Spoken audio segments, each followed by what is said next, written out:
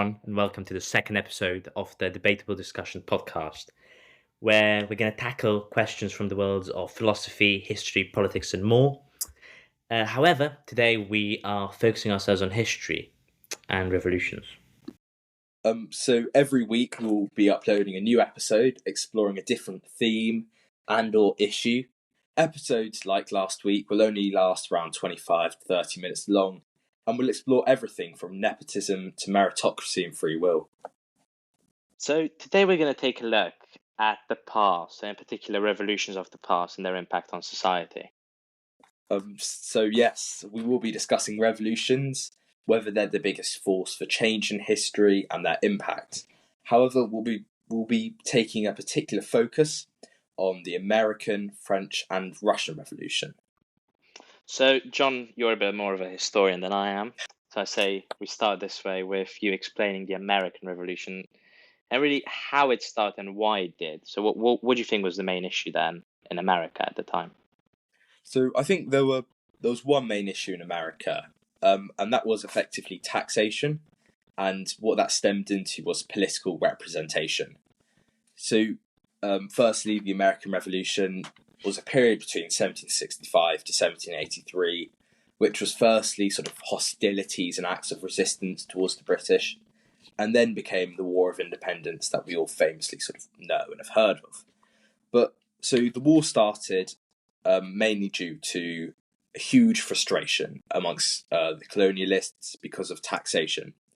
So there were two notable taxation acts: the Stamp Act of 1765, which was a heavy tax really on all printed materials, which was quite a lot back then because a lot of things were printed on paper. And this tax had to be paid in British currency and not the colonial paper currency that they used, which was quite annoying at the time for the colonialists.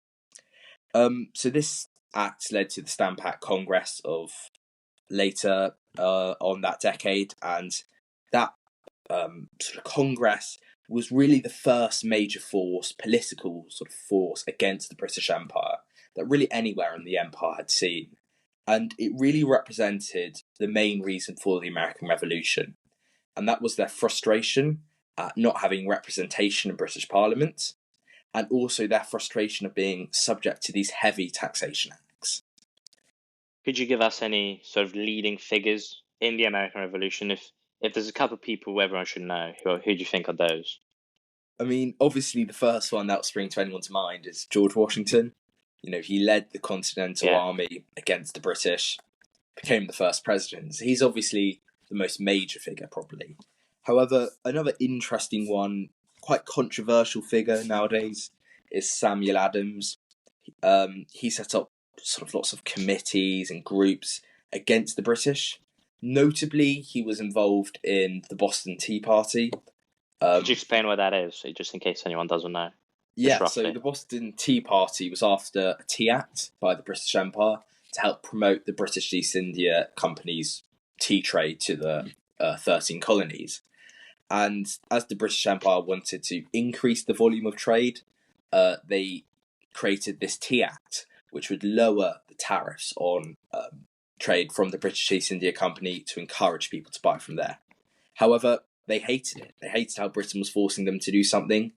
So in 1773, they decided to revolt. And effectively, this was the Boston Tea Party, in which they went on to 2 or 3 ships and threw what was at the time a huge value worth of tea into the sea. And I mean, this infuriated the British Empire and London. So there's the Declaration of Independence of the 4th of July, 1776. Could you give us a bit more details on what that actually is? Well, firstly, as everyone will know, it's when America literally declared independence from the British Empire. It was as a result of the taxation acts, their lack of representation in politics, which they wanted more of. Hence the popular phrase, which many would have heard of no taxation without representation, which was because they were so angry at not having any representation but being subject to such heavy taxation. But the Declaration of Independence, it was written by Thomas Jefferson, and signed by 56 delegates to the Second Continental Congress, which was sort of the provisional government just a bit before and throughout the War of Independence. And I think a lot of people would know, a bit about the American Revolution from Hamilton, very Yeah. famous musical. So who was Alexander Hamilton? Should we know him? Was he an important figure in that campaign? Yeah, Hamilton was definitely an important figure. He, for me, Hamilton is most known for what he did slightly after the American Revolution. So he was a founding father, obviously, but his role as first Secretary of the Treasury under Washington, that's why he's most known. However, obviously, he contributed greatly to the American Revolution. He fought in it, as seen in Hamilton. He was a delegate to the Congress of the Confederation. However, what I think Hamilton should be most known for is really his role as Secretary of the Treasury and to do with the first Bank of the United States of America. And he fought very hard to remove the sort of national debt that they had after the War of Independence. So that's sort of the interesting thing about Hamilton. He was a very good politician, Yeah. people would say, after they achieved independence. Yeah, I'd agree with you there. And also, it's very interesting. We were talking about this yesterday, actually, how history is really related to itself. So before we move on the French Revolution, we're saying how the Marquis de Lafayette, Yeah, another Hamilton figure, appears in both wars in actual history. So I just found that really interesting. yeah. So now to the French Revolution. Yeah, Diane, can you explain to us a bit about the French Revolution following the American Revolution this was? Yeah, so the French Revolution itself basically started in 1789, and we know on the 14th of July is the storming of the Bastille prison, still a national holiday to this day, really, Yeah, in which the Bastille was this political prison, which on the 14th of July the people just stormed and took control over the fall of Bastille. And really, the French Revolution was due to economy. Um, so going back to the American Revolution, the yeah, French intervened in the American Revolution. Um, some would say successfully, achieved their goal. yeah, But in the same time, they had some very big economic losses there. And in order to keep up, they need to increase taxes and also get a lot of loans. oh So yeah, Louis XVI at the time thought that if he kept spending money to make the monarchy seem wealthy, more, he'd get more loans, which was partly true. But he did spend so much that he wasn't able to pay it back, had to raise taxes dramatically. And then the people just did not like him a single bit. oh yeah. So as you said, it's quite interesting the link with the French Revolution, which succeeded the American Revolution, but they did help America to achieve independence from the British. You're a very keen philosopher. You're very Yeah. interested in philosophy. What was the sort of philosophical background, would you say, of the French Revolution? So it's really, I think, two people there. Number one is from the Protestant side, because the French Revolution also kind of tackled the Catholic Church and their control, as they owned about 15% of the land, if I'm not mistaken. And some of the French Protestants didn't like that, most notably Voltaire. So Voltaire was heavily against the Catholic Church because he was a Protestant and therefore was a big supporter of the revolution. But the main father of the revolution, the philosophical founder of the revolution, is Jean-Jacques Rousseau, actually, who not only is famous for his work in the education system, but also because he's the philosophical figure of the revolution, as he wrote, that is, and I quote here, manifestly contrary to the law of nature that a handful of people should gorge themselves with superfluities while the hungry multitude goes in want of necessities. So Rousseau here basically condemns the monarchy and Louis XVI's huge spendings and Marie Antoinette's huge spendings, whilst the French people were having nothing to eat, basically. And they were scavenging for food. It was a very hard time for the normal, French peasant at the time. Also, can you tell us more about sort of perhaps the Jacobins and Robespierre, and also sort of the activity, the real sort of violence that occurred in the revolution? Yeah, so there were two originally there were two main parties. So it was La Plan, which was centrist, and then there was another party which split into two factions. So the Girondins, who are moderates, and were led by this guy named Brissot, and the Montagnards, which are probably the most famous ones because they were the radical group led by Maximilien Robespierre. Now, Robespierre is basically the individual who is responsible for the Reign of Terror that happened in 1793, where 300,000 people were arrested, when around 17,000 people were executed on charges because they were royalists. And also, another 40,000, however this is not confirmed, may have been executed or died awaiting trial. So they weren't official executions, but they still happened. And now 1793 as well, they sentenced Louis XVI to death for conspiracy against public liberty and general safety. And on a vote 361 to 288, voted to execute Louis XVI. Yeah, which happened in the Place de la Révolution, now the Place de la Concorde, very famous square in the middle of Paris. And Robespierre is the man responsible for this. And now, yes. Now, what's interesting to me in the French Revolution is that monarchy doesn't really end. Napoleon came and took power in 1804 as an emperor. And also, another thing that I find interesting is that, liberté, égalité, fraternité, the French national motto, if I'm not wrong, yes, it is, was popularized by Maximilien Robespierre. So that's a bit of an interesting thing, in my opinion, because you have this man who's killed 17,000 people and around 40,000 others, who still is immortalized in history, really. And that says, also talking about presentism and all those other things. Yeah. So now we're going to move on to the most recent one, the Russian Revolution of the 20th century. So, John, would you like to just briefly explain some of the stuff regarding the Russian Revolution? So yes, the Russian Revolution, it's the most recent of all the revolutions we're discussing. However, there are some definite similarities. So firstly, with the French and the American, and really sort of most revolutions, it's people and parties uprising against who they view as their oppressive leaders, who are because of the harsh climate that they're in. So many will have heard of a few names to go through before we talk about the revolution. We have the Bolsheviks, led by Vladimir Lenin, who are the communists. The communists. And they're in this sort of second revolution that they have in 1917, because you have the February Revolution, which happened in Petrograd, the then capital, in which Nicholas VII was abdicated.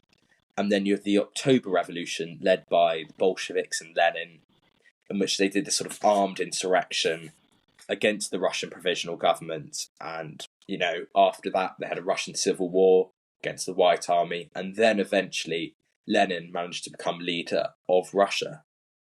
So can I stop you there and just do a quick summary? Oh, yes.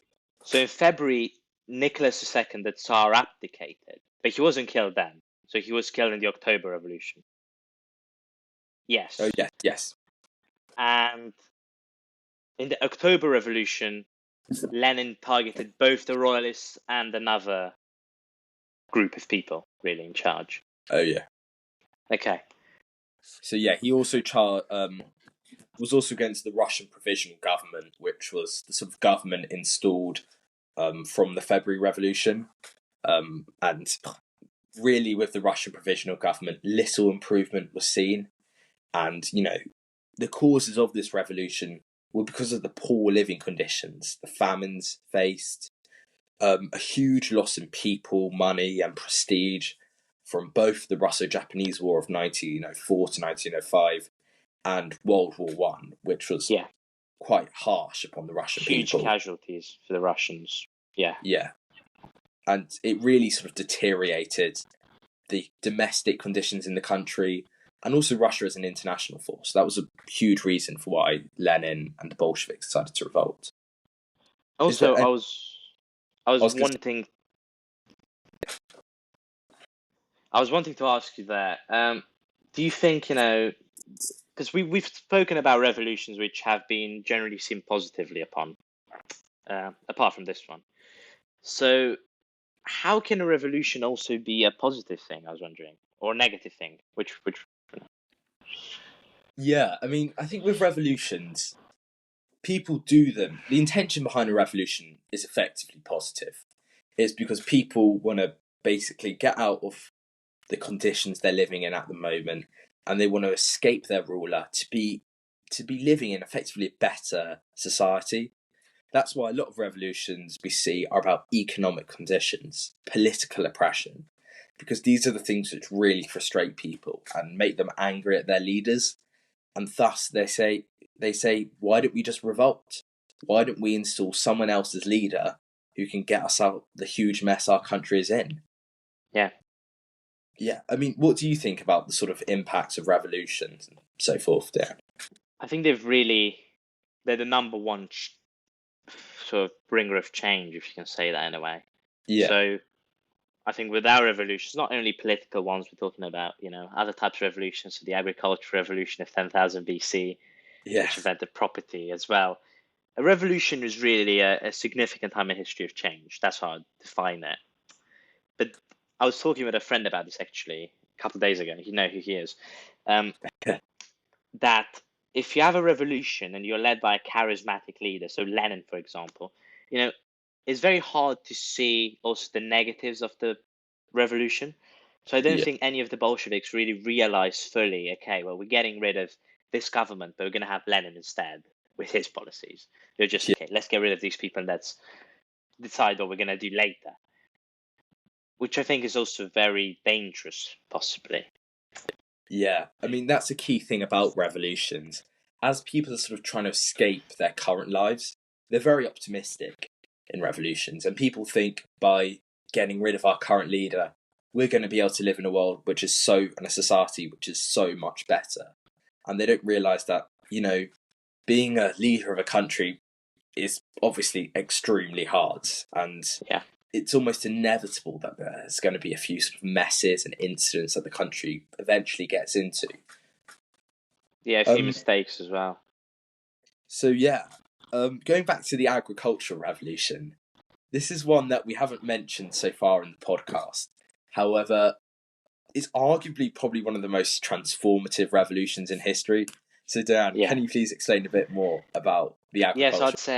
I'd say it's really the most transformative revolution ever recorded. So the agricultural revolution of 10,000 BC is the the moment in time where property was found and people stopped living in the hunting and gathering way and Yeah, developed a civilization instead.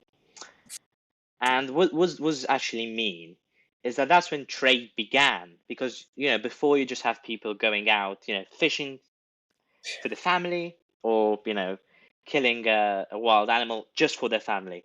There wasn't really any organized trade between people, but yeah, that agriculture evolution really is the founding of capitalism, you could say.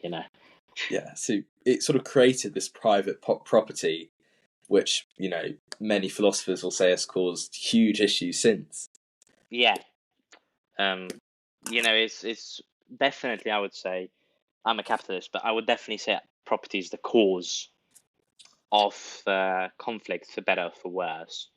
So Yeah, if we think back in recent history, I cannot name any wars that were not really based on property. yeah, Even you know, even World War II, in my opinion, has a bit of a tangent there.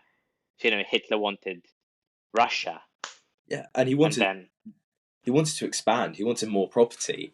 So exactly. I mean, another one that comes to my head is the Industrial Revolution. Oh yeah, It's sort of, as you said, like the Agricultural Revolution, because it was a transformative moment. It was the moment in which societies and countries hugely developed scientifically, and that was a big shift in the world and in people's lives, just as the Agricultural Revolution was. Um, Another interesting thing about revolutions is why don't we have more today? I mean, I think a lot are going on, but do you have anything to say for that? I mean, the last, I think, huge wave of revolutions happened in 1989 with the fall of communism. Oh, yeah. So, that's when most countries in the Eastern Bloc had a revolution, either executing their communist leaders or just getting rid of them. The Iron Curtain fell, the Berlin Wall as well. So I think that was again another transformative time recently. Yeah, my parents were alive, your parents were alive. Yeah. At that time. And I don't think today we have so many popularized revolutions really because of more revolutions turning into coup d'etats, in my opinion. Oh, yeah. I mean, that So is. before. I was going to say that is an interesting distinction between is a coup d'état type of revolution, are they totally separate? That's something that the sort of blurred line slightly in between the two, aren't there? I'd say a revolution is when the people revolt. The Oh, coup yeah. d'etat is more when, for example, in Spain, General Franco, that was Oh, a yeah. coup d'etat because he was a general. He brought his army with with those people. Yes, Yeah. was the army made of people? Yes, but it was an organized group. It wasn't just Yeah. millions or hundreds of thousands of people going on the street. It was an organized group who was a military organization. Yeah. I mean, that's the amazing thing I find about revolutions. It's just the impact that people can directly have. Because going back to the Russian Revolution, with the revolution that took place in February 1917, where Nicholas II was abdicated, that was really just protests by people which led to that. I mean, I think the protest lasted for about 8 days long, about the harsh economic conditions. Yeah, And the people were so impactful, they literally got the army to side with them by the end, which is just amazing because it shows how influential, protesting can be if it can topple 300 years of monarchical rule. yeah, exactly. Um, do you have anything more to say? I was going to say about revolutions. I mean, I think we've gone through them all. Yeah, I Um, think we've touched on the major ones in recent history. Of course, we've omitted some. Um, yeah. but it's just very interesting, I feel, to look at how they're interconnected as well, going back to that point. Oh, yes. Because, as you said, history is always intertwining with each other. Yeah. And perhaps finally, we could just speak upon the impact of revolutions.